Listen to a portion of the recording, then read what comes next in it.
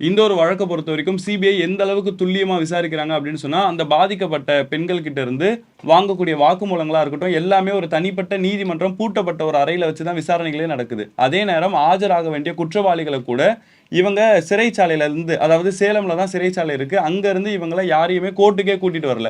எல்லாமே ஒரு video conference மூலமா ஜட்ஜஸ் சிறையில் இருக்கக்கூடிய கைதிகள் கிட்ட பேசக்கூடிய வகையில தான் இருந்துச்சு. ஏன்னு சொன்னா அவங்களை கூட்டிட்டு வரக்கூடிய நேரத்துல அவங்களுடைய உறவினர்களோ, கல்லூரி மாணவர்களோ, அந்த ஊரை சார்ந்த மக்களோ, இல்லாட்டி தமிழ்நாட்டில் இருக்கக்கூடிய பொதுமக்களோ யாராச்சும் ஒருத்தவங்க அந்த குற்றவாளிகளை ஏதாச்சும் பண்ணிடுவாங்க.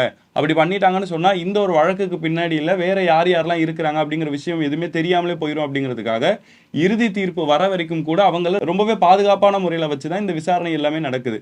இந்த நிலையில தான் 9 நபர்கள் கைது செய்யப்படுறாங்கன்னு சொன்னா 9 நபர்களுமே எந்த ஒரு சூழ்நிலையிலுமே வெளியில வர முடியாத அளவுக்கு, அதாவது பெயில் வாங்கிட்டு ஜாமீன் வாங்கிட்டு வெளியில வர முடியாத அளவுக்கு நீதிமன்றமும் அவங்களுக்கு பல்வேறு கெடுபிடிகளை விதிக்குது. ஏன்னு சொன்னா இதுல ஆளுங்கட்சியா இருக்கக்கூடிய அதிமுகவினுடைய பிரமுகர்களுடைய தலையீடு இருக்கு. யாராச்சும் ஒருத்தவங்களை வெளியில விட்டோம்னு சொன்னா புகார் கொடுத்த அந்த பெண்களை மிரட்டுறதா இருக்கட்டும், இல்லாட்டி இந்த கேஸுக்கான விஷயங்கள் எல்லாத்தையுமே திசை திருப்பதா இருக்கட்டும், இந்த மாதிரியான விஷயங்கள்ல யாருமே ஈடுபடக்கூடாதுங்கிறதுக்காக இறுதி தீர்ப்பு வர வரைக்கும் கூட அவங்க யாருக்குமே பெயில் கொடுக்காம நீதிமன்றமும் ஒரு பக்கம் பார்த்துக்கிட்டாங்க.